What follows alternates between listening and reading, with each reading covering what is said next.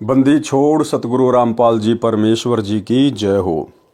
परम पिता परमात्मा सारी सृष्टि के रचनहार कुल मालिक असंख्य ब्रह्मांडों के स्वामी जगत गुरु तीनों लोकों में प्रवेश करके सबका भरण पोषण करने वाले राजाधिराज आत्माधार नाथों के नाथ देवों के देव महादेव सर्वेश्वर महेश्वर मृत्युंजय अजरो अमर आदि अनादि सनातनी प्रभु जगत पिता जगदीश्वर श्री श्री 1008 की उपाधि के वास्तविक अधिकारी अकाल मूरत सौद स्वरूपी राम वासुदेव सर्वगतम ब्रह्म परम पूज्य प्रथम पूज्य परम संत परम पुरुष परम धनी परम दयालु सत्य कबीर हक्का कबीर अल्लाहु कबीर अल्लाहु अकबर बाखबर अल्लाह ताला जगत के तारणहार जगत के मुक्तिदाता जगत के जगन्नाथ हारे के सहारे हिंदुओं के राम मुसलमानों के अल्लाह सिखों के वाहिगुरु ईसाइयों के मसीह दया के सागर दया निधि करुणा के सागर करुणा निधि स्वयंभू परिभू संकट मोचन कष्ट हरण मंगल करण दुख भंजन अविगत कबीर निर्विकार निर्विषम परमात्मा अलय अलेख सतगुरु आदि अनादि सतगुरु असली मर्यादा पुरुषोत्तम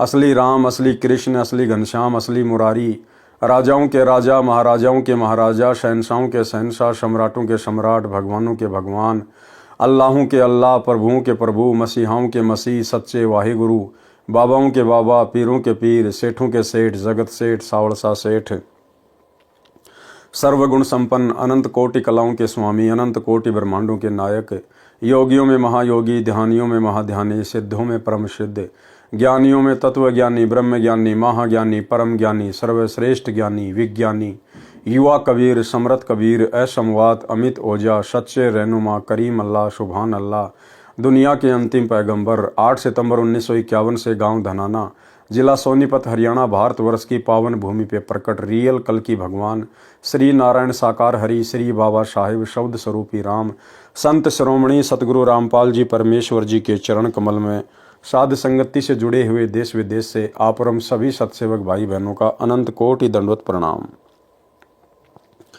सत्साई भाई और बहनों, दया पूज्य गुरुदेव भगवान की सारी सृष्टि के स्वामी की सतगुरु रामपाल जी परमेश्वर जी की जिनके शुभ आशीर्वाद से विशेष आशीर्वाद से आप और हम सभी सत्सेवक भाई बहन साथ संगति से जुड़कर अपनी आत्मा के कल्याण हेतु गुरुदेव के तत्व ज्ञान को आधार बनाकर मोक्ष प्राप्ति के लिए दृढ़ता के साथ निरंतर आगे की ओर बढ़ रहे हैं।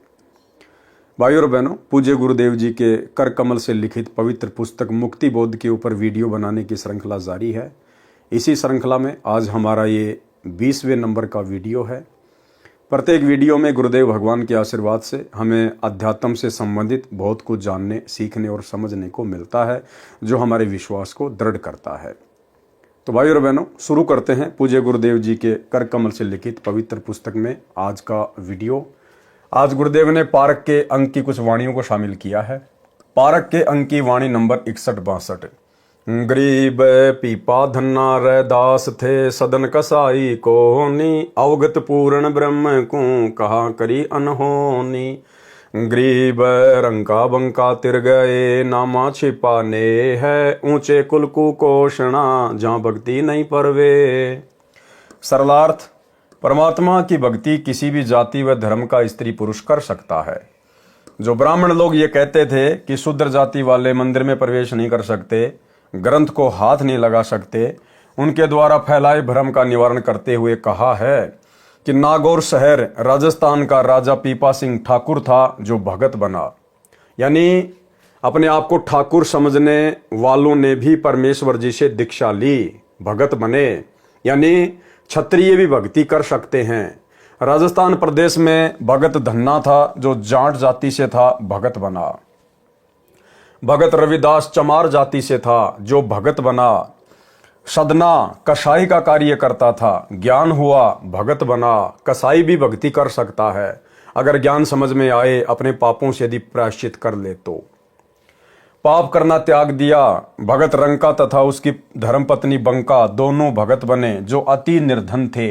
यानी गरीब से गरीब भी परमात्मा की भक्ति कर सकता है, कोई बाउंडेशन कोई बाधा नहीं है। ये मनुष्य शरीर स्त्री का हो या पुरुष का, राजा का हो या रंग का, चमार का हो या ब्राह्मण का, ये केवल परमात्मा की भक्ति के लिए, परमात्मा की प्राप्ति के लिए ही मिलता है। कथा सुमरण के अंग की वाणी नंबर 108 के सरलार्थ में है। जो ऊंचे कुल में जन्मे हैं और परमात्मा की भक्ति नहीं करते, उस ऊंचे कुल को धिक्कार है। परमात्मा कहते हैं, ऊंचे कुल में जन्म न दीजो, मोहि नीचा ही कुल दीजो।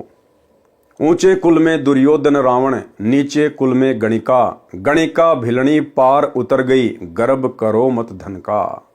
यानी हे परमेश्वर, हमें ऐसे कुल में जन्म मत देना जो कुल हमें भक्ति ना करने दे, जो कुल काल प्रेरणा से भक्ति में बाधक है। हमें नीचा ही कुल देना। नीचा कुल का मतलब है हमें भगत परिवार में जन्म देना, ताकि हम तुरंत आपकी शरण में आ जाएं। वाणी नंबर 63-66 का सरलार्थ पहले पांडव यज्ञ के प्रकरण में कर दिया है। वाणी नंबर 67 से 76। गरीब चार वर्ण सट आश्रम, बिडरे दोनों दीन। मुक्ति खेत को छाड़ कर, मगर भय लोलीन। गरीब नौलख बोडी बिस्तरी, बटक बीज विस्तार। केशो कल्प कबीर की, दूजा नहीं गवार। गरीब मगर मोती बरस ही, बनारस कुछ भ्रांत। काशी पीतल क्या करे, जहाँ बरसे पार स्वाति। गरीब मगर मेला पूर्ण ब्रह्म स्यों, बनारस बन भील। ज्ञानी ध्यानी संग चले, निंदा करे कुचील। गरीब मुक्ति खेत को तज गए, मगर में दीदार। जुल्हा कबीर मुक्त हुआ, ऊंचा कुल धिक्कार। गरीब चार वर्ण सट आश्रम, कल्प करी दिल माही। काशी तज मगर गए, ते नर मुक्ति न पाई। गरीब मुक्ति भरोसे बूढ़ है, कल्पत है दऊ दीन। सबका सतगुरु कुल धनी, मगर भय लोलीन। गरीब काशी मरे सो भूत होवे, मगर मरे सो प्रेत। ऊंची भूमि कबीर की, पोडे आसन श्वेत। गरीब काशीपुरी कसूर क्या, मगर मुक्ति क्यों होए। जुल्हा शब्द अतीत थे, जाति वर्ण नहीं कोई। गरीब काशीपुरी कसूरियों, मुक्ति होत सब जाति। काशी तज मगर गए, लगी मुक्ति सिर लात। इन वाणियों का संक्षिप्त वर्णन इसी पारक के अंक की वाणी नंबर 28 के सरलार्थ में कर दिया गया है। यानी जाति चाहे कोई भी हो, धर्म चाहे कोई भी हो, यदि उस व्यक्ति को, स्त्री या पुरुष को ज्ञान समझ में आ गया, यदि पूर्ण सतगुरु की प्राप्ति हो गई है और यदि आजीवन मर्यादा में रह के भक्ति करता है, तो चाहे वो किसी भी जाति और धर्म का क्यों ना हो, उसकी मुक्ति निश्चित है। सरलार्थ जो कहते हैं कि काशी में मरने वाले मुक्ति प्राप्त करते हैं और मगर में मरने वाले नरक जाते हैं, ये गलत है। सबका मालिक कुल धनी यानी पूर्ण परमात्मा कबीर जी मगर से सतलोक गए। भूमि के कारण मुक्ति की इच्छा के भरोसे यानी विश्वास पर जीवन नष्ट कर जाते हैं। पारक के अंक की वाणी नंबर 77 से 84। गरीब मुक्ति खेत मथुरा पूरी, कीन्या कृष्ण किलोल। कंस केश चानोर से, वहां फिरते डामाडोल। गरीब जगन्नाथ जगदीश क, उर्दमुखी है ग्यास। मशकबंदी मंदिर पड़ी, झूठी सकल उपास। गरीब एकादशी अजोग है, एकादश दर है सार। द्वादश दर मध्य मिलाप है, साहिब का दीदार। गरीब महातम नाथ है, ब्रह्म मुहूर्त माही। काशी गया परियाग मध्य, सतगुरु शरणा नाही। गरीब कोटि जतन जीव करत है, दुविधा दीन जाए। साहिब का शरणा नहीं, चाले अपने भाई। गरीब जीव जीवा से ज्यों जड़या, जल कै माही सूक। सतगुरु पुरुष कबीर से, रहे अनंत जुग कूक। गरीब जीव जीवा से ज्यों जड़या, जल से मान्या दोष। सकल अविद्या विष भर्या, अग्नि परे तब पोष। गरीब राम रमे सो राम है, देव रमे सो देव। भूतो रमे सो भूत है, सुनो संत सुरभेव। सरलार्थ जो कहते हैं कि मथुरा वृंदावन में जाने से मुक्ति होती है, वे सुनो। उसी मथुरा में जहां श्री कृष्ण लीला किया करते थे, आप उस स्थान पर जाने मात्र से मोक्ष मानते हो। उसी मथुरा में कंस, केसी जो राक्षस था तथा चाणूर जो पहलवान था, वो भी रहते थे। जो श्री कृष्ण जी ने ही मारे थे। इसलिए सत्य साधना करो और जीव कल्याण कराओ, जो यथार्थ मार्ग है। कोई जगन्नाथ के दर्शन करके और एकादशी का व्रत करके मोक्ष मानता है, ये गलत है, शास्त्र विरुद्ध है। कोई काशी नगर में, कोई गया नगर में जाने से मोक्ष कहते हैं, वे भूल में हैं। यदि पूर्ण सतगुरु की शरण नहीं मिली है तो मोक्ष बिल्कुल नहीं होगा। जब तक तत्वदर्शी सतगुरु नहीं मिलेगा, शंका समाप्त नहीं होगी। सब अपने स्वभाववश भक्ति मार्ग पर चल रहे हैं, जो व्यर्थ है। एक जवासे का पौधा है, वह बारिश के दिनों में यानी जल से सूख जाता है। सब पौधे जल से हरे भरे होते हैं, परंतु जवासा का पौधा जल से नष्ट हो जाता है। इसी प्रकार कर्महीन व्यक्ति सत्य ज्ञान सुनकर जल मरते हैं, झगड़ा करते हैं, बिल्कुल नहीं मानते। अन्य पुण्यात्माएं सत्य ज्ञान सुनकर गदगद होते हैं, कल्याण करवा लेते हैं। गीता अध्याय 9 श्लोक 25 वाला प्रकरण है, जिसमें कहा है कि यानी देवव्रता देवान पितरन यांत्री पितृव्रता भूतानी यांति भूतेजा यांति मद्याजिन अपिमाम। अर्थात देवताओं को पूजने वाले देवताओं को प्राप्त होते हैं, यानी देवताओं के लोक में जाके उनके नौकर बन जाते हैं, उनके गण बन जाते हैं। पितरों को पूजने वाले पितरों को, यानी जो लोग ये श्राद्ध वगैरह निकालते हैं, ये अपने पितरों के लोक में चले जाते हैं, भूत बन जाते हैं। भूतों को पूजने वाले भूतों को प्राप्त होते हैं। मेरा पूजन करने वाले भी मुझे प्राप्त होते हैं। गरीब राम रमेशो राम है, देवत रमेशो देव, भूतो रमेशो भूत है, सुनो संत सुरभेव। अर्थात जो परमात्मा की भक्ति करते हैं वे परमात्मा जैसे गुणों वाला अमर पद प्राप्त करते हैं। अर्थात परमात्मा कबीर जी को प्राप्त होते हैं। जो देवताओं की भक्ति करते हैं वे देवताओं जैसे गुण वाले हो जाते हैं। जन्म मरण सदा रहता है, स्वर्ग जाते हैं, पुण्यों को खर्च कर पुनः जन्म मरण के चक्कर में गिरते हैं। जो भूतों की पूजा करते हैं, श्राद्ध निकालते हैं, पिंडदान करते हैं, अस्थि उठाकर गंगा पर मुक्ति हेतु ले जाते हैं, 13वीं महीना आदि क्रियाक्रम करते हैं, पितर बनते हैं और माँ कष्ट उठाते हैं, फिर नरक में जाते हैं। 84 लाख प्रकार के प्राणियों के शरीरों में कष्ट भोगते हैं। वाणी नंबर 85 से 95। ग्रीब कली कली का रस लिया, भवर कमल कुशोंदी, ज्ञान गधेर पर चढ़े पड़े 18 बोधी। ग्रीब जैसी अमरकंद है, कवल केत की बाश, प्राण तजे हरि ना भजे, यो जग गया निराश। ग्रीब माला गिर में गुण कहाँ, भवंग लिपटे आए, शीतल पुण्यों चंदर ज्यों, तपती बुझावे ताही। ग्रीब सलील सलोने संत हैं, 8 कवल समाधि, दिल दर्पण मन मुस्कला, रिंचक नहीं उपाधि। ग्रीब श्वेत वर्ण शुभ रंग है, जहाँ लगाए नैन, दूजे की आशा नहीं, चढ़े रहते हैं गैन। ग्रीब गैन गगन में चढ़ रहे, श्वेत भूमि का भीर, सीप नहीं सायर नहीं, मोती बिन ही नीर। ग्रीब सुरती निशाना नैन में, मन मंजन कर घोटी, नृत्य निरंतर लग रही, करे लाख में चोट। ग्रीब मुकर खुल्या मालिक मिल्या, नैन बैन बिलाश, धरनी चले सेवन भले, चढ़े रहे आकाश। ग्रीब जय कोई रमे सो गगन में, धरनी धरे न पावे, सब ही भूले भरम में, कहाँ रंग कहाँ रावे।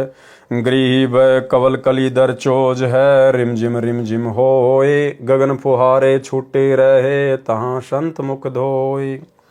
ग्रीब यों है पंथ कबीर का, सतगुरु को शैल, अनंत कोटि कुल पंथ है, कोई न पावे गैल।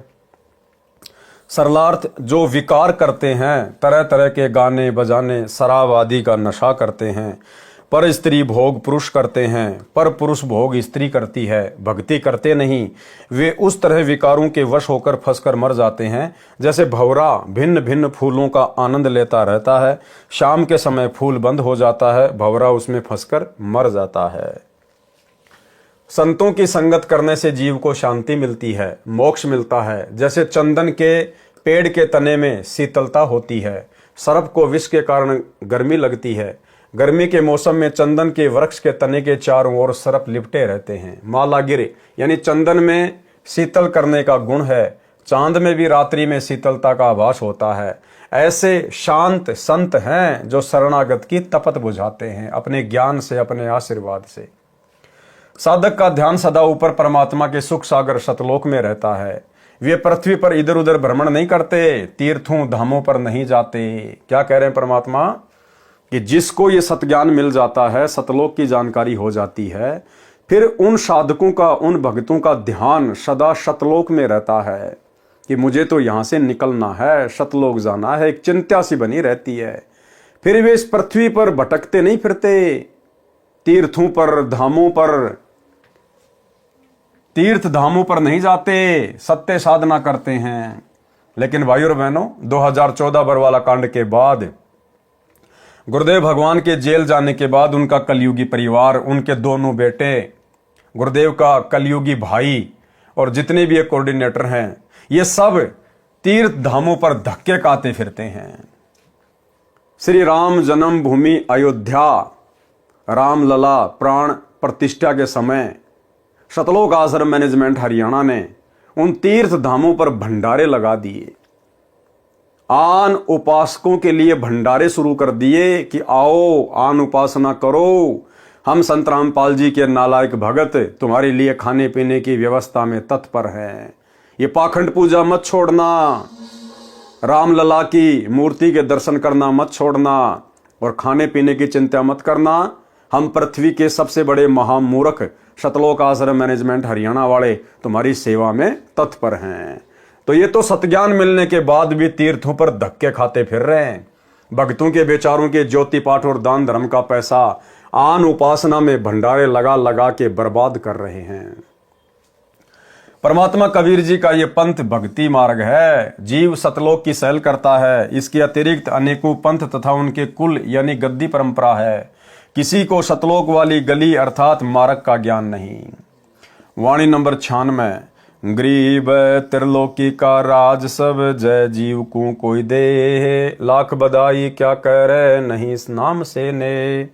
सरलार्थ, यदि कोई सत्य साधना परमपिता परमेश्वर कबीर जी की नहीं करता है, यदि उस जीव को 3 लोक का राज्य मिल जाए तो उसे चाहे लाख बार बधाई दी जाए, नरक में जाएगा, उसका भविष्य अंधकारमय है।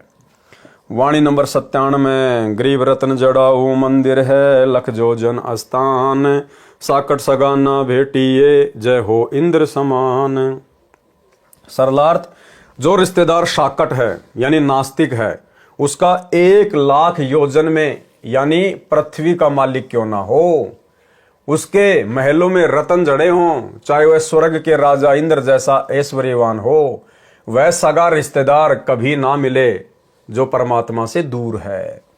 उसके प्रभाव में आकर कच्चा भगत भक्ति त्याग कर नरक का भागी बन जाता है। गरीब संख कल्प जुग जीवना, ततना दर्शा रिंच, आन उपासा करते हैं ज्ञान ध्यान पर पंच।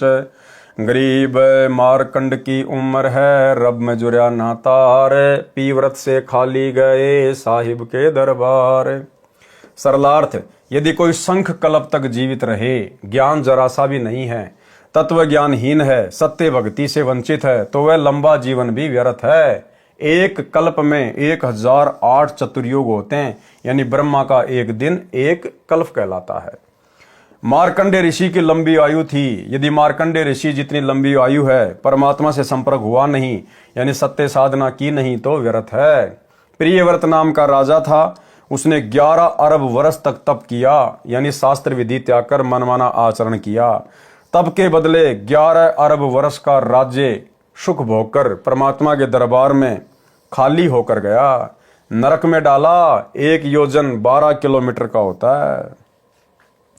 वाणी नंबर 100 से 107। गरीब कल्प करी करुणामयी, सुपच दिया उपदेश, सतगुरु गोरखनाथ गति, काल करम भयनेश। गरीब सबरी भी भक्ति करी, गौरी के दिल माही, उभय मुहूर्त सक्त दलीप, तीवा शमशानाही। गरीब परीक्षित को सुखदेव मिले, 7 बार प्रचार, दुर्वासा भगवान गुरु, लगे कूचों की लार। गरीब पूर्ण पुरुष कबीर को तारे गीत व्याध कुलहीन, गणिका चढ़ी विमान में महिमा विष्णु लीन। गरीब शंख स्वर्ग से है परे, शंख पतालों सैल, एता बड़ा इलाम है अलफ सिंह रजबैल। गरीब बावन बढ़िया सो देख ले, गजगरा उबरंत, सूक्ष्म रूप कबीर धरे द्रौपदी चीर बडंत। गरीब कबीर पुरुष झिलमिला, उदरे गज अरुग्राह, गगन मंडल से उतरे कीन्या आनि सहाय। गरीब रंकार मुख ऊंचरे, टूटी गज की धीर, सर्वलोक सब ठोर है अवगत अलग कबीर। सरलार्थ, परमात्मा कबीर जी द्वापर युग में करुणामय नाम से प्रकट थे। तब सुपथ सुदर्शन वाल्मीकि को उपदेश देकर पार किया, गोरखनाथ को भी समझाया। जिन जिन साधकों ने जिस स्तर की साधना तन मन से की तो उनको उस स्तर का लाभ मिला। जैसे भिलनी, गौरी यानी पार्वती तथा सट दिलीप जो दशरथ राजा का पिता था, रामचंद्र का दादा था, उसको पता चला कि मेरी केवल 2 मुहूर्त आयु शेष है। उसने 2 मुहूर्त सच्ची लगन से, सच्ची तड़प से साधना की तो स्वर्ग गया।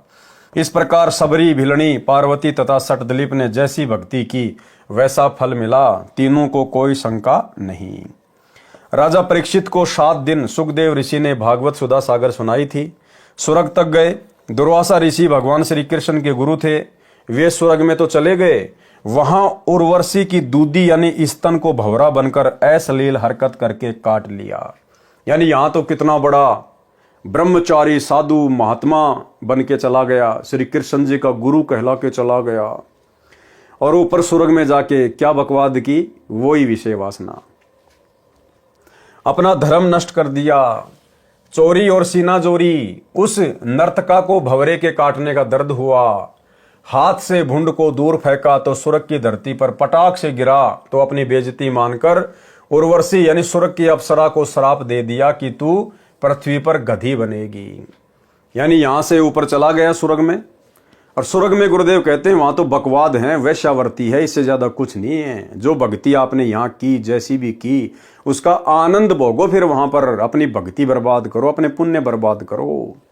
वो तो 7 स्टार होटल है, जो मांगोगे वही मिलेगा। तो वहां जाने के बाद दुर्वासा ऋषि अन्य ऋषियों के साथ, देवताओं के साथ बैठकर उर्वशी का डांस देख रहा था। अर्धनग्न होकर लड़कियां वहां नाचती हैं, जैसे यहाँ पर बारों में, कल्बों में लड़कियां नाचती है पैसों के लिए, बड़े बड़े लोगों के लिए। ऐसे ही वहां पर बकवाद है। उर्वशी नाच रही थी वहां पर अर्धनग्न होके। दुर्वासा ऋषि के मन में काल प्रेरणा से विषय वासना जागृत हो गई। उसने भंवरे का रूप बनाया और उस लड़की के स्तन को काट लिया, दूधी को काट लिया उसने। अब भाई और बहनों, नॉर्मल सी बात है, कहीं भी अगर कोई मक्खी मच्छर लड़ेगा तो हाथ तो मारेंगे हम। तो ऐसे ही उस उर्वशी ने ऐसे हाथ मारा तो दुर्वासा के लगी और दुर्वासा नीचे जमीन पर पटाख से पड़ा। अब बाकी सब लोग वहां बैठे थे, सब लोग जानते थे कि ये दुर्वासा ऋषि है, इसकी सीट खाली है और ये बकवाद करने गया है। तो जैसे दुर्वासा नीचे गिरा पटाख से, उसी समय सारे हंसने लग गए। और दुर्वासा ऋषि ने उसको श्राप दे दिया कि मैं तेरे साथ में मिलन करना चाहता था, शारीरिक संबंध बनाना चाहता था, लेकिन तूने मुझे अस्वीकार कर दिया। तो श्राप दे दिया कि तू पृथ्वी पे जाके गधी बनेगी। उस नाचने वाली को भंवरे के काटने का दर्द हुआ, हाथ से भुंड को दूर फेंका तो स्वर्ग की धरती पर पटाख से गिरा। तो अपनी बेइज्जती मानकर उर्वशी यानी स्वर्ग की अप्सरा को श्राप दे दिया कि तू पृथ्वी पर गधी बनेगी। इतना दुष्ट था दुर्वासा और ऋषि की पदवी प्राप्त था। श्राप देने का उद्देश्य यह था कि तूने मेरे से तो मिलन किया नहीं, अब गधी बनेगी और गधों से मिलन किया करेगी, तब तेरी इज्जत कहां जाएगी जो तूने मुझे नकार दिया। सभा में अपनी बेइज्जती मानकर ऐसा किया। पृथ्वी पर दुर्वासा ऋषि ब्रह्मचारी बना फिरता था। पृथ्वी पर तो वो दुर्वासा ऋषि ब्रह्मचारी बना फिरता था। स्वर्ग जाकर पकड़ा गया, वहां जाकर उसकी बकवाद सामने आ गई। जो उस उर्वशी को श्राप दिया उसका दंड भी दुर्वासा को मिलेगा। अब देखो क्या कह रहे हैं भाई और बहनों गुरुदेव, कि पृथ्वी पर दुर्वासा ऋषि ब्रह्मचारी बना फिरता था और स्वर्ग जाकर पकड़ा गया। इसी प्रकार ये हमारे बड़े भाई सतलोक आश्रम मैनेजमेंट हरियाणा वाले, ये बड़े बड़े भगत, परम भगत, कोऑर्डिनेटर, गुरुजी के बेटा बेटी, भाई बंधु, ये सतलोक आश्रमों में तो एक नंबर के भगत बने फिरते थे। 2014 बरवाला कांड से पहले हर किसी को देवता नजर आते थे, लेकिन जैसे ही बरवाला कांड हुआ, गुरुदेव भगवान ने वो परीक्षा का दौर शुरू किया। आज इन सब की सच्चाई सामने आ गई, सबकी हकीकत सामने आ गई। गुरुजी के बेटा बेटी भाई बंधु रिश्तेदार ये कोऑर्डिनेटर, दो धेले का ज्ञान नहीं है, दो धेले का गुरुजी का तत्व ज्ञान एक छींट भी इनके हृदय में नहीं समाई, एक छींट भी। और टोटल पिछले 10 वर्षों से इन्होंने गुरुदेव के जेल जाने के बाद परमात्मा की आत्माओं से गुरुदेव के भक्ति विधान और सत्संगों के खिलाफ कर्म करवाए। टोटल तो आश्रम में तो एक नंबर के भगत दिखाई देते थे, लेकिन गुरुदेव के जेल जाने के बाद, जैसे दुर्वासा की हकीकत सामने आई ऊपर जाने के बाद, ऐसे ही बरवाला कांड के बाद आज इन सब का पाखंड, अज्ञान, काला चिट्ठा, कुकर्म पूरे भगत समाज के सामने है। पृथ्वी पर दुर्वासा ऋषि ब्रह्मचारी बना फिरता था, स्वर्ग जाकर पकड़ा गया। जो उस उर्वशी को श्राप दिया उसका दंड भी दुर्वासा को मिलेगा। पूर्ण परमात्मा कबीर जी ने गिद्ध तथा व्याध को उनकी भक्ति अनुसार लाभ दिया। अब भाई और बहनों, ये कथा दास ने कभी पढ़ी नहीं है, हो सकता है गुरुदेव भगवान ने कभी सत्संगों में जिक्र किया हो, लेकिन अभी तक दास के सामने आई नहीं है, इसलिए अपन कुछ कह नहीं सकते इसके बारे में। कभी गुरुदेव भगवान जब आएंगे अपने मिशन को पूरा करके हिसार जेल से, उसके बाद गुरुदेव भगवान के मुख कमल से ही क्या है ये कथा गिद्ध और व्याग की, ये उनके मुख से सुनने को मिलेगी। पूर्ण परमात्मा कबीर जी ने गिद्ध तथा व्याग को उसकी भक्ति अनुसार लाभ दिया, गणिका यानी वैश्या का उद्धार किया। बलि राजा की यज्ञ में बावना बने, फिर विशाल रूप किया। गज तथा मगरमच्छ युद्ध कर रहे थे तो उनकी भी गति भक्ति अनुसार की। द्रौपदी का चीर भी परमात्मा कबीर जी ने बढ़ाया। द्रौपदी श्री कृष्ण जी की भगत थी, इसलिए बढ़ाई श्री कृष्ण को मिली। परमात्मा कबीर जी सर्वलोकों में सब स्थानों में विद्यमान है। वाणी नंबर 108 से 111। गरीब 87 छिक गए, साग पत्र किया भेंट, सब साहन पति साह है, कबीर जगत सेठ। गरीब देही माही विदेह है, साहिब नर स्वरूप, अनंत लोक में रम रहा, शक्ति कै रंग न रूप। गरीब लघु दीर्घ देवा पुरुष, नर जैसा उन्मान, सतगुरु सोई जानिए, मुक्ति करत है प्राण। गरीब शत भक्ति परम पुरुष की, जय कर जाने कोय, सतनाम तारी लगे, दिल दर्पण को धोए। सरलार्थ, जिस समय ऋषि दुर्वासा राजा दुर्योधन की बात मानकर पांडव जो 12 वर्ष का वनवास काट रहे थे, उनको श्राप देने के लिए 88,000 साथी ऋषियों को लेकर वन में गए। तब परमात्मा कबीर जी श्री कृष्ण अर्थात श्री विष्णु रूप बनाकर पांडवों के डेरे में गए थे। जब दुर्योधन के कहने पर दुर्वासा ऋषि 88,000 साधु संतों को लेकर जंगल में चला गया पांडवों के पास में, क्योंकि उस समय पांडव अज्ञातवास भोग रहे थे, उनका लास्ट का वो वर्ष था। और दुर्योधन चाहता था कि मैं दुर्वासा को भेज दूं जंगल में उनके पास में, और पांडव 88,000 साधु संतों को भोजन करवा नहीं पाएंगे, और दुर्वासा एक नंबर का ये क्रोधी आदमी है, ये उनको श्राप दे देगा। तो ये सोचकर दुर्वासा को भेज दिया दुर्योधन ने। अब भाई और बहनों, उधर से द्रौपदी की पुकार पर कबीर परमेश्वर सतगुरु रामपाल जी भगवान श्री विष्णु का अर्थात श्री कृष्ण जी का रूप बना के आए, क्योंकि द्रौपदी श्री कृष्ण जी की भगत थी। श्री कृष्ण को पांडवों ने गुरु धारण कर रखा था। तो यही कबीर परमात्मा सतगुरु रामपाल जी भगवान उसी गुरु के रूप में, उसी उसके इष्ट के रूप में उसके पास में पहुंच जाता है, अपने आत्मा के पास में, उसके संकट को देखकर, उसके कष्टों को देखकर। तो सतगुरु रामपाल जी भगवान पहुंच गए वहां पर द्रौपदी की पुकार पर। तब परमात्मा कबीर जी श्री विष्णु रूप बनाकर पांडवों के डेरे में गए थे। शाग पत्र, बथुए के साग का पत्ता भोजन के पात्र में शेष बचा था, उसको पानी में डालकर घोलकर वह पानी पिया।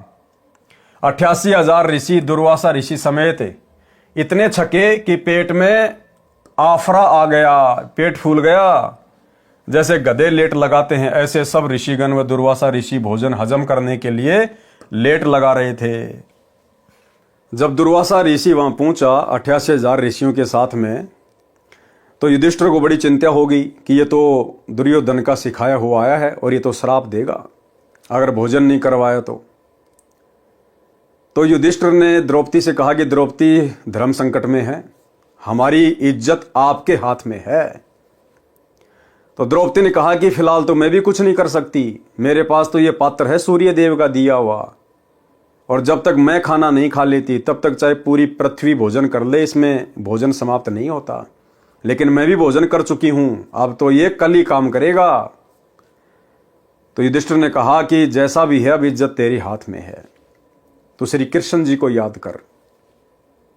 तो उसी समय द्रौपदी ने श्री कृष्ण जी को याद किया।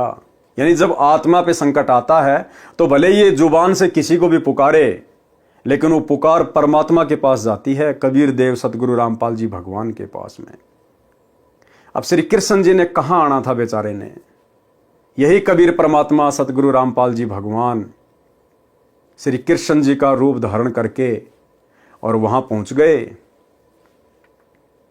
और वहां पहुंचने के बाद मालिक ने कहा कि भाई क्यों याद किया, तेरा पत्र मेरे पास में गया। पत्र यानी तेरी पुकार। हम जब पाठ प्रकाश की वाणियां पढ़ते हैं तो उसमें सारा जिक्र है ये कि भाई तेरी पाती, तेरा पत्र मेरे पास में आया है, यानी तेरी पुकार, तेरी प्रार्थना मेरे पास में आई है, क्या संकट आ गया। तो उन्होंने सारी बात बता दी। तो गुरुदेव भगवान ने श्री कृष्ण रूप में कहा कि भाई पहले मुझे कुछ भोजन कराओ, पहले मुझे भोजन कराओ, तब मैं इन ऋषियों की भूख को शांत करूंगा, इनका पेट भरूंगा। तो द्रौपदी ने कहा कि भगवान भोजन का ही तो रोड़ा है, अगर भोजन होता तो आपसे प्रार्थना करने की जरूरत ही कहां पड़ती। लेकिन परमात्मा ने कहा कि भैया जो नियम है वो नियम है। ढूंढ द्रौपदी ढूंढ कोई भोजन का किरका, प्रथम करूं अंजल फिर मेटू मुनिजन की तृष्णा। कि पहले मुझे भोग लगाओ, उसके बाद में फिर मैं इन ऋषियों का देखूंगा आगे। तो ये नियम है भाई और बहनों, चाहे 3 लोक के भगवान हो चाहे सतलोक के भगवान हो। परमात्मा कहते हैं देते को हरि देत है जहां तहां से आण, और अण देवा मांगत फिरियो फिर साहिब सुने ना कान। तो द्रौपदी ने कहा कि भगवान कुछ भी नहीं है, एक साग का जो है पत्ता लगा हुआ है। तो श्री कृष्ण रूप में सतगुरु रामपाल जी भगवान ने कहा कि इसमें थोड़ा सा पानी डाल के घोल घाल के और मुझे दे। तो परमात्मा ने वो साग पिया, वो पानी पानी घोल के परमात्मा ने वो पिया, भोग लगाया। और जैसे गुरुदेव भगवान ने पानी मिलाकर वो साग पिया, उसी समय 88,000 ऋषि दुर्वासा सबके पेट भर गए, सबके पेट। और जो जो उन्होंने डिमांड की थी, डिमांड भी ऐसी करी थी कि पांडव पूरा ना कर पाए। आज का जमीन में बोया हुआ धान, उसकी चपाती बनाओ, मानसरोवर का जड़ लेके आओ, आज ही के आम हो, यानी आज ही पेड़ लगे, आज ही उसके आम लगे, वो आम खाएं हम। ऐसी ऐसी डिमांड की उसने, ना होने वाली। तो जैसे ही परमात्मा ने भोग लगाया उधर, और गुरुदेव ने कहा कि जा भाई भीम, ऋषि जी को ले आ, सबको भोजन तैयार है। जैसे भीम गया, सारी बात बताई, तो दुर्वासा तो वहां पर गधे की तरह लौट रहे सारे ऋषि महात्मा, पेट उनका भरा हुआ पूरी तरह से। और दुर्वासा ने कहा कि भाई भीम, भोजन का नाम मत ले, उल्टी आने को हो रही है, जो पहले खा लिया वो ही नहीं पचाया जा रहा। और दुर्वासा ने कहा कि आज तुम्हारे घर पे कौन आया है। तो भीम ने कहा कि श्री कृष्ण जी आए। तो दुर्वासा के मुख से परमात्मा ने निकलवा दिया कि राम करे थारे दुश्मन मरियो। अब पांडवों के दुश्मन कौन? दुर्योधन। उल्टा दुर्योधन को श्राप दिलवा दिया परमात्मा ने उसी दुर्वासा ऋषि से, जो आया था पांडवों को श्राप देने के लिए। तो भाई और बहनों, हमने जो शिक्षा लेनी है वो ये है कि पहली बात तो देखो, ये भक्ति का नियम है, विधान है। हमने निस्वार्थ भाव से, बिना किसी लाग लपेट के, बिना किसी डिमांड के, गीता अध्याय 3 श्लोक 13 के अनुसार हमने पूर्ण परमात्मा को भोग लगाने के बाद ही भोजन करना होता है। तो आज हमें समझ में आ गया कि वो पूर्ण परमात्मा, सारी सृष्टि का रचनहार, भगवानों का भगवान कौन है? कबीर देव सतगुरु रामपाल जी भगवान। तो हमने इनको भोग की आरती के साथ, क्योंकि हमारे को विधि भी बता रखी है गुरुदेव ने भोग की आरती, और हम सत्सेवक भाई बहन प्रतिदिन जितनी बार भी हमारे घर में भोजन बनता है, नाश्ता बनता है, हम सर्वप्रथम गुरुदेव भगवान को चौकी लगाकर, क्योंकि घर घर आसन लग चुके हैं, परमात्मा के बेड लग चुके हैं, गुरु को हमने इष्ट मान लिया है, तो सर्वप्रथम अपने गुरुदेव भगवान को भोग की आरती के साथ भोग लगाते हैं। उसके बाद में हम उसको प्रसाद के रूप में ग्रहण करते हैं। तो कहने का मतलब है, ये तो है गीता जी के अनुसार विधान। अब आने वाले समय में क्या होगा, युग परिवर्तन के समय में जब आपत्तियां आएंगी, परेशानियां आएंगी, उस समय यदि अकाल पड़ेगा या अन्य किसी भी प्रकार से कोई दुर्भिक्ष पड़ेगा, अन्न धन की कमी पड़ेगी, तो भाई और बहनों, आप और हमने चिंता करने की जरूरत नहीं है। आप और हम वर्तमान में शास्त्र अनुकूल साधना जो कर रहे हैं, गुरु को इष्ट मानकर, ये परमेश्वर आप और हमारे लिए कुछ भी कर देगा, ये समर्थ है। हमने अन्न के लिए परेशान नहीं होना, किसी आगे हाथ नहीं फैलाने उस समय भोजन के लिए। भले 2 दिन परमात्मा भूखा रखे, 3 दिन भूखा रखे, वो हमारी परीक्षा होगी। अन्यथा जो परमात्मा साग के पत्ते का भोग लगाकर 88,000 ऋषियों की भूख शांत कर सकता है बिना भोजन खिलाए, तो आप और हमारे लिए क्या नहीं कर सकता परमात्मा। अरे द्रौपदी ने तो खाली एक बार साग का पत्ता घोल के दिया था। यहां तो गुरुदेव भगवान को तीनों समय हलवे राम का भोग लग रहा है, भंडारे का भोग लग रहा है। सभी भाई बहन श्रद्धा से और अपनी हैसियत से बाहर अपने गुरुदेव भगवान को भोग लगा रहे हैं। तो ये परमात्मा आने वाले समय में यदि इस प्रकार का संकट पृथ्वी पर आएगा अन्न का, तो ये परमात्मा आप और हम आत्माओं के लिए क्या नहीं कर देगा। ये परमात्मा हमें भूख ही नहीं लगने देगा। ये तो समर्थ है भाई और बहनों। ये शरीर इस परमेश्वर ने बनाया, सतगुरु रामपाल जी भगवान ने बनाया। पिंड प्राण जिन दीने दाना, गरीब दास जाकू कुर्बाना। तो इस परमात्मा को पता है ना किस प्रकार से इस शरीर को जो है वो हैंडल करना, इसको चलाना है। तो हमने इन सब चीजों के लिए चिंता होनी नहीं चाहिए।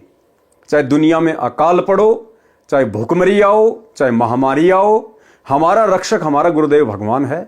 हमने चिंता केवल भक्ति और मर्यादा की करनी है। 88,000 ऋषि, दुर्वासा ऋषि समेत इतने छके कि पेट में आफरा आ गया। जैसे गधे लेट लगाते हैं, ऐसे सब ऋषिजन व दुर्वासा ऋषि भोजन हजम करने के लिए लेट लगा रहे थे। भोजन का स्वाद बता रहा था कि खीर, हलवा, मांडे, पतली रोटी, फल, मेवे सब छिक छिक कर खाए हैं। कबीर परमेश्वर जगत सेठ है। कौन कबीर परमेश्वर? सतगुरु रामपाल जी भगवान। यानी संसार में सबसे धनी है, सब सा यानी साहूकारों का साहूकार है। परमात्मा की शक्ति सर्वव्यापक है, वह निराकार है। परमात्मा नराकार है। नराकार यानी नर आकार, मनुष्य के जैसा है। परमात्मा की शक्ति कण कण में समाई है। परमात्मा छोटा तथा बड़ा जिस भी रूप में है, वह नर जैसे आकार का है। सतगुरु वही है जिसकी बताई साधना से साधक का मोक्ष होता है। सतगुरु कौन है? सतगुरु वही है जिसकी बताई गई साधना से भगत का मोक्ष होता है। यदि कोई मोक्ष चाहता है तो सत्य पुरुष यानी परम दिव्य पुरुष की सत्य भक्ति शास्त्रों में वर्णित करे। यदि जो कोई सत्य साधना का ज्ञान रखता है तो परम पुरुष की भक्ति करो। सत्य नाम के सुमरण में लगन लगाकर सुमरण करके दिल के दर्पण यानी अंतःकरण को साफ करें। वाणी नंबर 112 से 113। गरीब शिव का गण सेवन कर, मुर्ग लील तिस नाम, बहु उत्पात करत है पल पल आठों याम। गरीब सिद्धि शक्ति दिखाए कर, कोटि नगर नष्ट कर देत, क्रंच नाम एक संत की लगी तास कै फेट। सरलार्थ, काल द्वारा भ्रमित साधक शास्त्र विरुद्ध साधना करते हैं जिससे सिद्धियां प्राप्त हो जाती हैं। उनसे चमत्कार दिखाकर जनता में प्रशंसा के पात्र बन जाते हैं। सिद्धियों द्वारा हानि करके पूज्य बन जाते हैं। एक साधक शिवजी की साधना करके शिवजी के लोक में गण की उपाधि प्राप्त था। उसने सिद्धि शक्ति से बहुत उत्पात मचा रखा था। उसका मुर्ग लील नाम था। उसने अनेकों नगर सिद्धि से नष्ट कर दिए थे। एक किरंच नाम के संत ने उसकी सिद्धि विद्या काटकर उसे अचेत कर दिया। सचेत होकर क्षमा याचना की। अब ये भी करने वाला परमात्मा ये भाई और बहनों, उस किरंच नाम के साधु के रूप में भी ऐसे लोगों को अपनी औकात याद दिलाने वाले भी यही कबीर परमेश्वर सतगुरु रामपाल जी भगवान है। सहज समाधि कैसे लगती है? पारक के अंक की वाणी नंबर 114 116। ग्रीब जैसे हाड़ी बीज धुने, पंथी से बतलाए, जामे खंड पड़े नहीं, मुख से बात सुनाए। ग्रीब नटवा की सुरती बांस में, ढोल बोल बोगाज, कमंद चढ़े करुणामयी, कबू न बिगड़े काज। ग्रीब जो धमगृति घात को, देवे तुरंत बताए, जाको हीरा दर्श है, जहां वहां टाकी लाए। सरलार्थ, परमात्मा कबीर जी ने अपनी प्रिय आत्मा संत गरीबदास जी को तत्व ज्ञान पूर्ण रूप से बताया था। संत गरीबदास जी ने उसे बताया है। परमात्मा कबीर जी का भगत नाम का जाप करे तथा नाम के सुमरण में ध्यान लगाकर सतलोक के सुख को याद करके रह रहकर उसकी प्राप्ति के बाद के आनंद की कल्पना करे। सतलोक के ऊपर ध्यान रहे, सुमरण करे, तब नाम पर ध्यान रहे, इसे सहज समाधि कहते हैं। उदाहरण बताए हैं, किसान हल चलाता हुआ बीज बो रहा होता है। कई किसानों के खेत एक गांव से दूसरे गांव को जाने वाले रास्ते पर होते हैं। किसान बीज भी बो रहा होता है, रास्ते पर चलते पंथी यानी पैदल यात्री से बातें भी कर रहा होता है। बीज के दाने उसी प्रकार जमीन में बो रहा होता है, उसके बीज बोने के ध्यान में कमी नहीं आती। बिना बात करे जिस औसत से दाने छोड़ रहा होता है, यात्री से बातें करते समय भी वह उसी औसत से बीज के दाने छोड़ता रहता है, उसमें अंतर नहीं आता। इसे सहज समाधि कहा जाता है। अन्य उदाहरण नट यानी बाजीगर का बताया है। कबीर परमात्मा की वाणी है कि कबीर जैसे नटनी चढ़े बांस पर, नटवा ढोल बजावे जी, इधर उधर से निगाह बचाकर ध्यान बास में लावे जी। अर्थात नट की पत्नी खेल करते समय लगभग 12-15 फुट लंबे बांस पर बिना जमीन में गाड़े केवल जमीन के ऊपर रखकर उसके ऊपर चढ़ती है, जो महासंतुलन का अनोखा खतरा भरा कर्तव्य होता है। पृथ्वी में गाड़कर भी बांस पर चढ़ना कठिन है, वह तो बिना पृथ्वी में गाड़े उसके ऊपर चढ़कर अंतिम सिरे पर पेट रखकर हाथ से भी बांस को छोड़कर पैर भी सीधे कर लेती है। उसका पति ढोल बजाकर उसके ध्यान को डिगाना चाहता है। दर्शक भी ताली पीट पीट कर प्रसन्नता प्रकट करते हैं, परंतु नटनी सब ओर से ध्यान हटाकर अपनी सुरती बांस पर रखती है।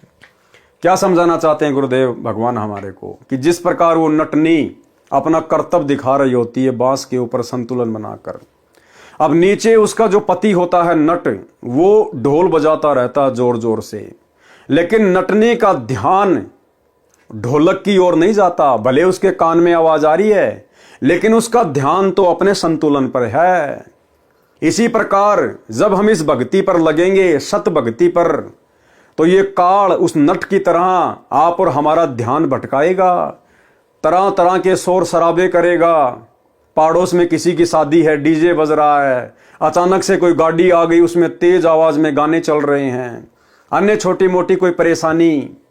तो इस प्रकार ये काल हमारे सामने हमारे उस भक्ति संतुलन को बिगाड़ने का प्रयास करेगा। दूसरी तरफ जो दर्शक होते हैं वो उसके कर्तव्य को देखकर तालियां बजाते हैं, उसकी प्रशंसा कर रहे हैं, लेकिन वो नटनी प्रशंसा पर ध्यान नहीं देती, वो अपने संतुलन पर ध्यान रखती है।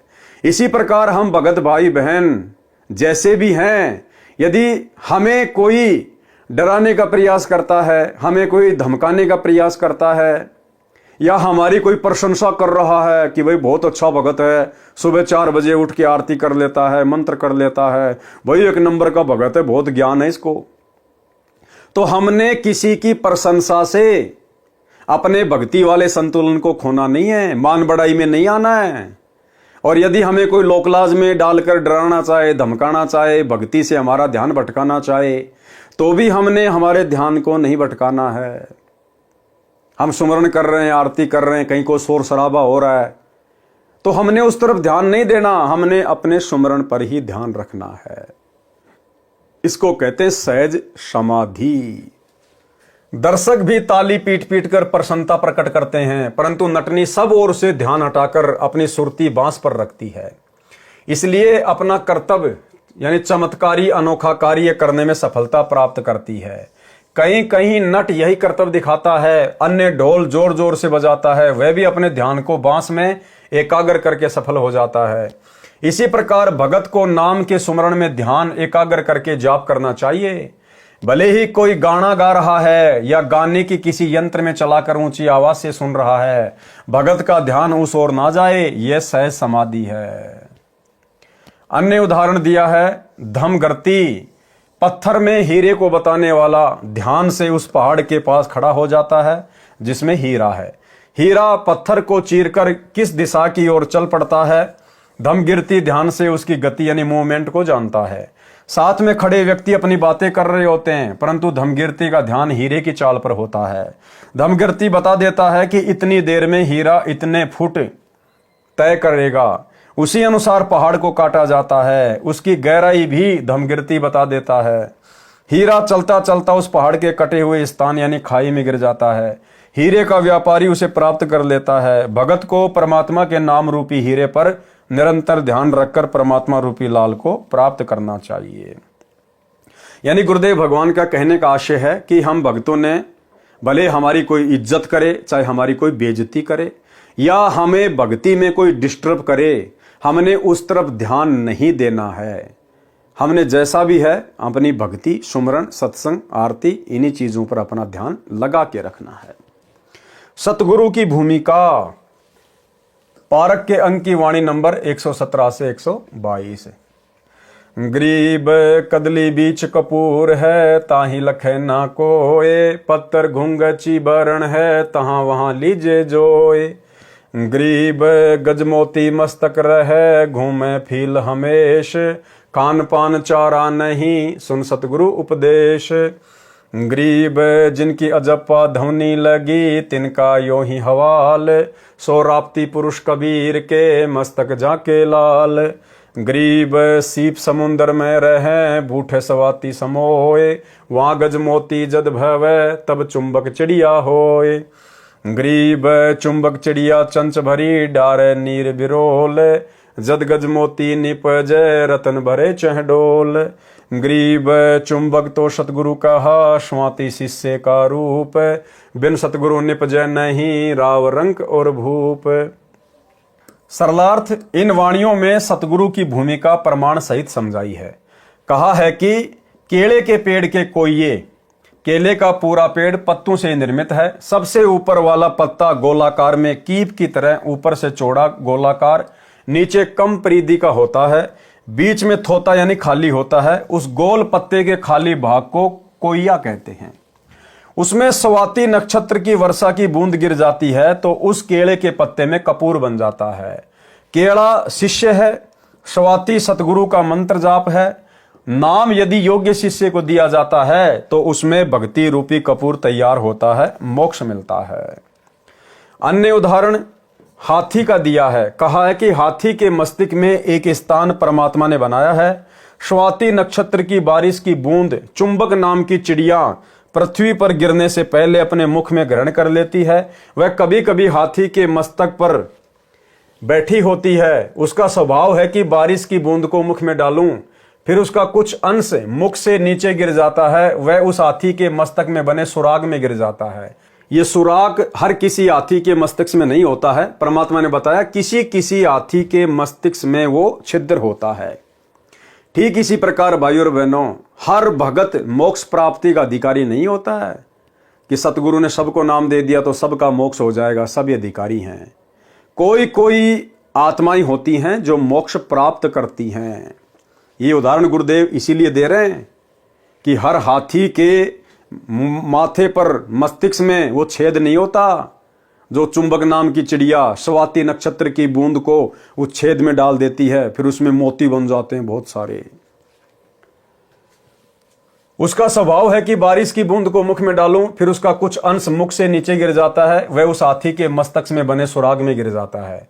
उससे हाथी के माथे में बने सुराग के अंदर मोती बनने लग जाते हैं। जैसे माता का गर्भ का बच्चा बढ़ता है तो माता का पेट भी बढ़ता रहता है, फिर समय आने पर बच्चा सुरक्षित जन्म लेता है। इसी प्रकार हाथी के उस मोती उद्गम सुराग में कई चुंबक चिड़ियां स्वाति की बूंदें डाल देती हैं। हाथी के मस्तक वाले मोती उद्गम स्थान में सैकड़ों मोती तैयार हो जाते हैं। समय पूरा होने पर अपने आप निकलने लगते हैं, ढेर लग जाता है। ये स्थान सब हाथियों में नहीं होता है, वो छिद्र सब हाथियों के मस्तक में नहीं होता। इसी प्रकार हर आत्मा मोक्ष प्राप्ति की अधिकारी नहीं होती है। इसमें हाथी शिष्य है, चुंबक चिड़िया सतगुरु है, स्वाति बूंद नाम है, जैसे ऐसे सतगुरु रूप चुंबक चिड़िया सच्चे नाम रूपी स्वाति शिष्य के हृदय में डालते हैं, भक्ति तथा मोक्ष रूपी मोती बनते हैं। जिस हाथी के मस्तक के अंदर मोती होते हैं उसे अंदर ही अंदर नशा हो जाता है, वह मस्ती में मतवाला होकर घूमता रहता है, चारा खाना भी छोड़ देता है।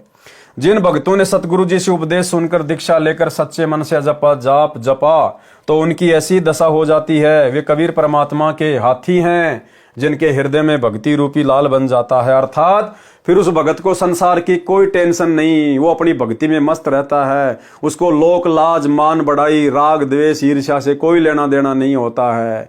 वो अपने सतगुरु की भक्ति में अपना तन मन धन सब लगा देता है। अन्य उदाहरण सीप का दिया है। सीप एक जल की जीव है, समुद्र में रहती है। समुद्र का जल खारा होता है। जिस समय बारिश होने को होती है तब समुद्र का जल अंदर से कुछ गर्म होता है।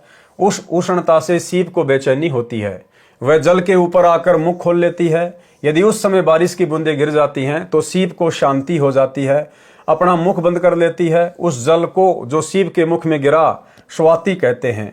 जिस सीप में स्वाति गिरी उसमें मोती बन जाता है। कुछ समय उपरांत परिपक्व होकर मोती जल में गिर जाता है।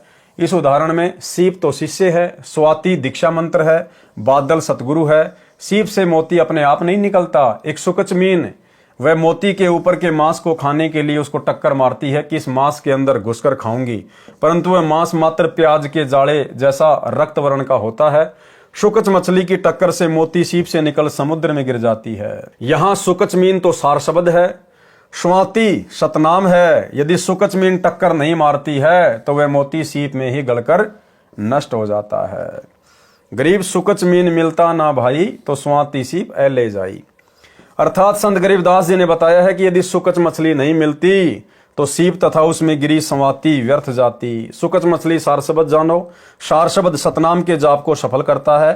सतगुरु सार शब्द देता है। सार शब्द कौन देता है? सतगुरु देता है। अब वर्तमान में कौन दे रहा आप सबको पता है। इसी प्रकार भगत को प्रथम नाम द्वितीय नाम मिल जाए, सार नाम नहीं मिला तो मोक्ष नहीं होगा, वह जीवन व्यर्थ गया, परंतु अगला मनुष्य जन्म स्त्री पुरुष का मिलेगा। उस जन्म में सतगुरु मिले और सब तीनों नाम मिल गए तो मोक्ष हो जाएगा। सतगुरु के बिना जीव का कल्याण संभव नहीं है। वाणी नंबर 123 से 125। गरीब अदर सिंहासन गगन में बोरंगी बरिया में, जाका नाम कबीर है सारे सबके काम। गरीब पड़या धनी से काम है, प्रहलाद भक्ति को बूझी, नरसिंह उतरया अरस से किने न समझी गूजी। गरीब नर मृगेश आकार होए कीनी संत सहाय, बालक वेदन जगत गुरु जानत है सब माए। सरलार्थ परमात्मा कबीर जी का अधर यानी ऊपर सतलोक में सिंहासन है, वह सब भक्तों के कार्य सिद्ध करता है। प्रहलाद भगत को धनी यानी परमात्मा से काम पड़ा तो परमात्मा ने उसका कार्य सिद्ध किया। प्रहलाद भगत से पता करो कि कैसी अनहोनी परमात्मा ने की थी। परमात्मा समर्थ कबीर आकाश से उतरा था, हिरण्यकशिपु को मारा था। नर यानी मानव, मृगेश यानी सिंह रूप बनाकर संत प्रहलाद की सहायता की थी। जैसे बच्चा भूखा प्यासा होता है तो उसकी पीड़ा को माता जानती है, दूध जल पिलाती है, ऐसे जगत गुरु अपने शिष्य के कष्ट को जानता है। कौन? जगत गुरु। ऐसे जगत गुरु अपने शिष्य के कष्ट को जानता है, अपने आप कष्ट निवारण कर देता है भक्ति से, उसकी मर्यादा देखकर, उसके भाव देखकर। यानी प्रार्थना लगाने की जरूरत नहीं है जगत गुरु के पास में। क्या कह रहे हैं गुरुदेव? ऐसे ही जगत गुरु अपने शिष्य के कष्ट को जानता है, अपने आप कष्ट निवारण कर देता है, उसकी श्रद्धा देखकर, उसकी मर्यादा देखकर, उसकी भक्ति देखकर। वाणी नंबर 126 से 133। गरीब इस मोले के मुल्क में दोनों दिन हमारे, एक बाम एक दाहिने बीच बसे करतार। गरीब करता आप कबीर है, अविनाशी बड़ अल्लाह, राम रहीम करीम है कि जो सुरती निगाह। गरीब नर रूप साहिब धनी, बसे सकल के माही, अनंत कोटि ब्रह्मांड में देखो सब ही ठाई। गरीब घटमट महता तो में बसे, अचराचर ल्योलीन, चार खानी में खेलता ओ अलय बेदीन। गरीब कौन गड़े कौन फूकिए, चारों दाग दगंत, ओ इनमें आया नहीं पूर्ण ब्रह्म बसंत। गरीब मात पिता जाके नहीं, नहीं जन्म प्रमाण, यो तो पूर्ण ब्रह्म है करता हंस अमान। गरीब आत्म और परमात्मा एक नूर जहूर, बिचकर झाई कर्म की ताते कई दूर। गरीब परमात्म पूर्ण ब्रह्म है आत्म जीव धर्म में, कल्प रूपी कल में पड़ा जासे लागे क्रम। सरलार्थ, परमात्मा के सब जीव हैं, दोनों धर्म हिंदू तथा मुसलमान हमारे हैं। एक परमात्मा के दाईं ओर जानो, दूसरा बाईं ओर, दोनों के मध्य में परमात्मा निवास करता है। अब देखो गुरुदेव क्या कह रहे हैं कि दोनों धर्म हिंदू मुसलमान परमात्मा के ही हैं।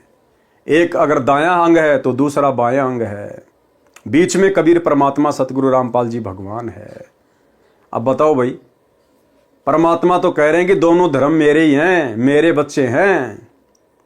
और जब बांग्लादेश में हिंदुओं के ऊपर कह रहे थे कि अत्याचार हो रहे हैं, वहाँ के मुसलमान अत्याचार कर रहे हैं, और हिंदुस्तान के अपने आप को हिंदू कहने वाले, बजरंग दल वाले, विश्व हिंदू परिषद वाले मध्य प्रदेश के मंदसौर में रैलियां निकाल रहे थे, धरने निकाल रहे थे बांग्लादेश के मुसलमानों के खिलाफ। तो काल प्रेरणा से सतलोक आश्रम मैनेजमेंट हरियाणा ने मध्य प्रदेश की संगत को मुसलमानों के विरोध में उस रैली में शामिल कर दिया।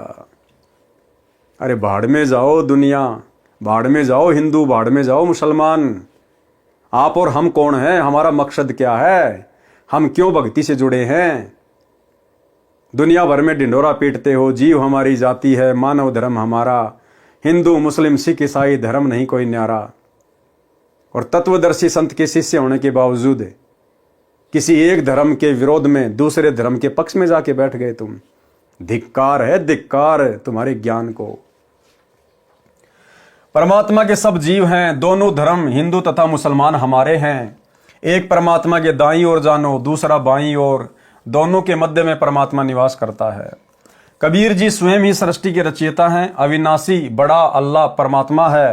राम कहो, रहीम कहो, करीम दयालु है, की जो सुरती निगाह ध्यान से देखो, यानी विचार करो। परमात्मा मानव रूप में है, सबका मालिक सर्वव्यापक है। कोई तो मुर्दे को पृथ्वी में गाड़ देता है, कब्र बनाता है, कोई अग्नि में जला देता है। ये सब मुझे यानी कबीर परमेश्वर जी को अच्छा नहीं लगता। पूर्ण मुक्ति प्राप्त करो, वह तो परमात्मा चारों दागों में नहीं आता। एक जमीन में गाड़ते हैं, एक धर्म अग्नि में जला देता है, एक जल प्रवाह कर देता है, एक जंगल में पक्षियों के खाने के लिए डाल देता है। ये चार दाग कहे जाते हैं, परंतु परमात्मा कबीर जी किसी दाग में नहीं आते। वे साक्षात अजर अमर हैं, कबीर जी हैं। परमात्मा के कोई माता पिता नहीं है, उनके जन्म का कहीं पर प्रमाण नहीं है। कबीर परमात्मा पूर्ण ब्रह्म भक्तों को शांति प्रदान करता है। आत्मा तथा परमात्मा की एक जैसी छवि है, बीच में पाप कर्मों की झाई यानी मैल है, इसलिए परमात्मा जीव से दूर कहा जाता है। परमात्मा तो पूर्ण ब्रह्म बताया है, आत्मा जीव धर्म से जन्मती मरती है, इसलिए जीव धर्म में है। वाणी नंबर 134 से 141। गरीब कर्म लगे शिव विष्णु के, भर में तीनों देव, ब्रह्मा जुग 36 लग कछु न पाया भेव। गरीब शिव को ऐसा बर दिया, अपने ही परियाए, भागी फिरती हूँ लोक में, भस्मा गिरी लिए ताय। गरीब विष्णु रूप धरी छल किया, मारे भस्मा भूत, रूप मोहिनी धर लिया, बेगी सिंगारे दूत। गरीब शिव को बिंदु जराइया, कंदर्प किया नाश, फेरी बोरी प्रकाशिया, ऐसी मन की बांश।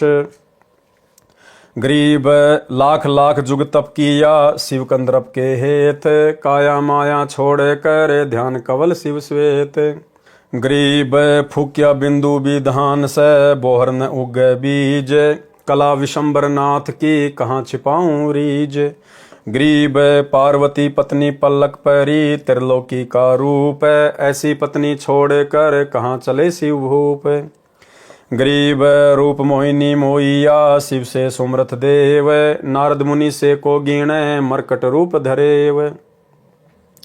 वाणी नंबर 134 से 136 का सरलार्थ। सूक्ष्म मन की मार सभी जीवों पर गिरती है। जीव एक समान सूक्ष्म मन के सामने विवश है। जब तक पूर्ण सतगुरु नहीं मिलता, तब तक सूक्ष्म मन के सामने विवेक कार्य नहीं करता। हिंदू धर्म के श्रद्धालु श्री शिव जी को तो सक्षम मानते हैं, सब देवों का देव यानी महादेव मानते हैं। सूक्ष्म मन के कारण वे भी मार खा गए, क्योंकि वे भी जीव संज्ञा में हैं।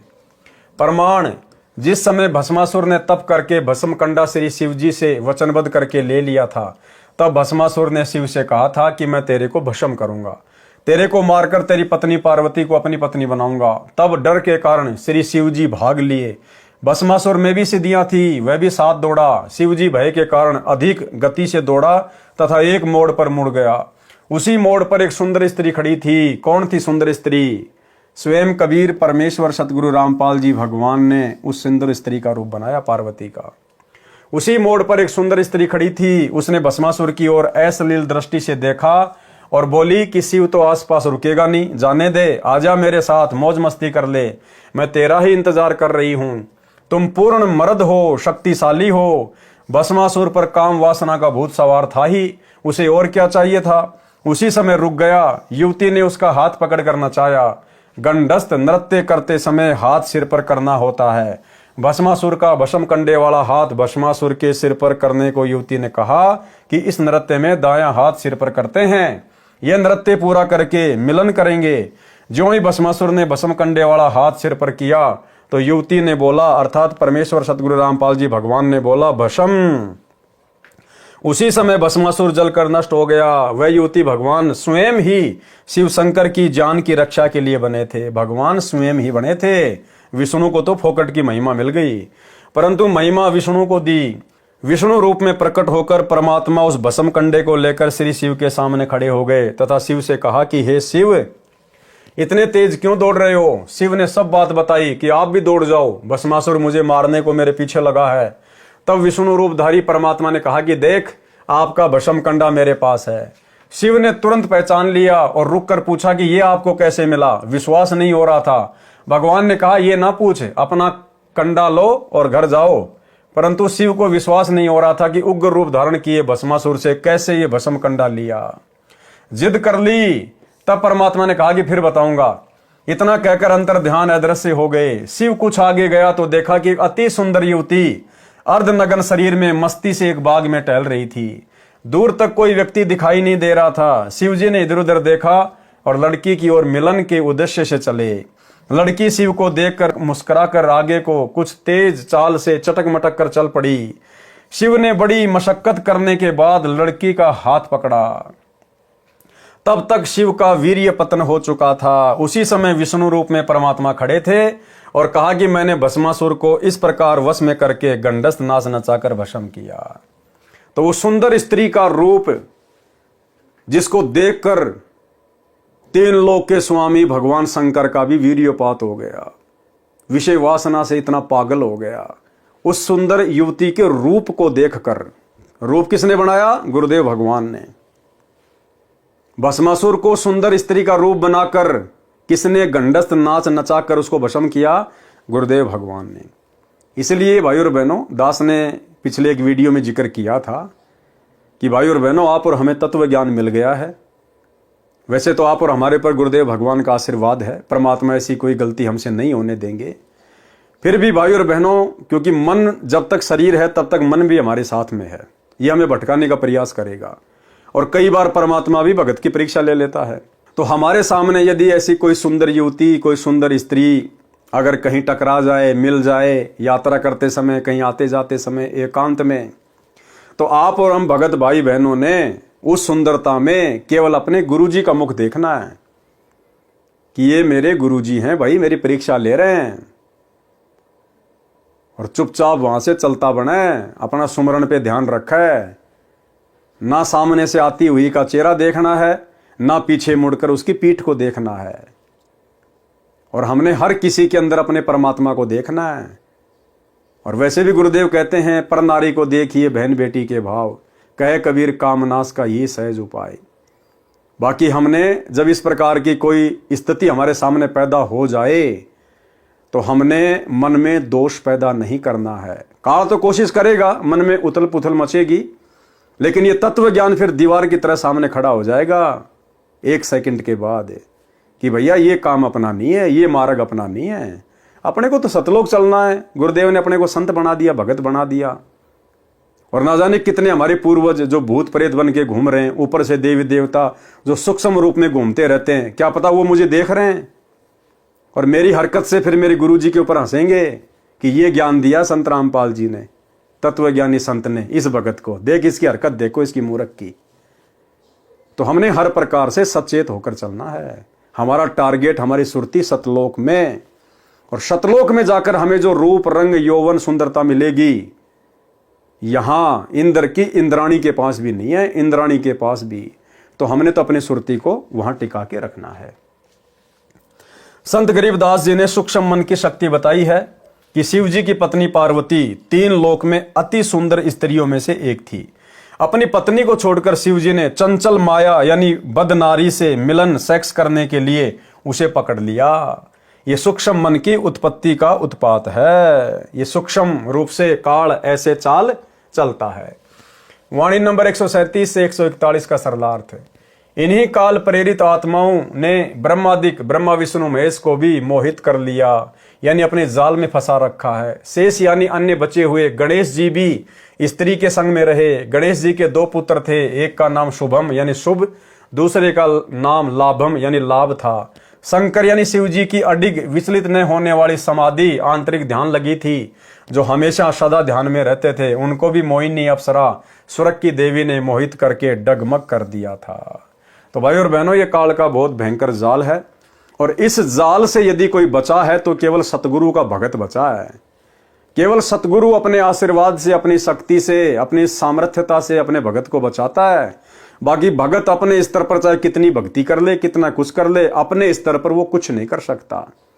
पंखा चाहे लाख रुपए का है, सोने की पंखुड़ियां हैं, जब तक चलाने वाला बटन नहीं दबाएगा तब तक पंखा अपने आप नहीं चलेगा, क्योंकि वो केवल एक यंत्र है, उसको चलाने वाला यंत्री कोई और है। तो हम जीव हैं, हम चाहे कितनी भक्ति कर लें, कितने बड़े अपने आप को भगत समझ लें, हमारा रिमोट हमारे गुरुदेव भगवान के हाथ में है।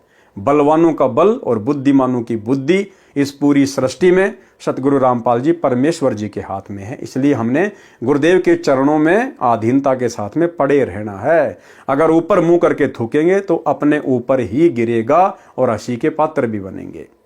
तो भाई और बहनों, अपना टारगेट केवल मोक्ष, सतलोक, ये रंग बिरंगी दुनिया, इन विषय वासनाओं के बाग में भंवरे बनकर आप और हम करोड़ों अरबों बार भटक चुके हैं, गधे कुत्ते शुअर बन चुके हैं, अपना अनमोल मनुष्य जीवन न जाने कितने बर्बाद कर चुके हैं। तो ये लास्ट जन्म है, इसको लास्ट ही हमने बनाना है। और इतने सिर हमने इस काल को दे दिए बकवाद करके, अब भक्ति करके ये सिर यानी ये मन अपने गुरु को देंगे। यो मन संतों दीजिए तो गोविंद पाइए। और मन सतगुरु को देने का मतलब है जीवित ही मर जाना। ये लाखों लाखों साल की उम्र प्राप्त करके राजा महाराजा बन के हजारों हजारों स्त्रियों को भोग लिया, देवता बन के अप्सराओं को भोग लिया, क्या मिला याद भी नहीं आज। अब ये 15, 20, 30 साल की उम्र है, अब इसमें क्या सुख भोग लेगा इस गंदे लोक में। तो ये सोचकर हमने सतगुरु के चरणों में पड़े रहना है। जीवित ही मृत बनकर यो गुरु ज्ञान विज्ञान वाणी, जीवित ही जग में मरो। तो भाई और बहनों, आज के वीडियो में केवल इतना ही। कल रात्रि 8 बजे फिर से गुरुदेव भगवान के आशीर्वाद से सभी भाई बहन लाइव जुड़िए एक नई वीडियो के साथ में।